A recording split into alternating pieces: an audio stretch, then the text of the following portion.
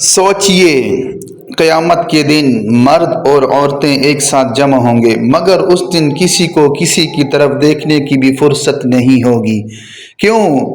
رسول اللہ صلی اللہ علیہ وسلم نے خود اس کی وجہ بیان فرمائی ہے۔ حضرت عائشہ رضی اللہ تعالی عنہا روایت کرتی ہیں کہ رسول اللہ صلی اللہ علیہ وسلم نے فرمایا، قیامت کے دن لوگوں کو ننگے پاؤں برہنہ اور غیر مختون حالت میں جمع کیا جائے گا۔ حضرت عائشہ رضی اللہ تعالی عنہا نے عرض کیا، یا رسول اللہ صلی اللہ علیہ وسلم، کیا مرد اور عورتیں ایک دوسرے کو دیکھ رہے ہوں گے؟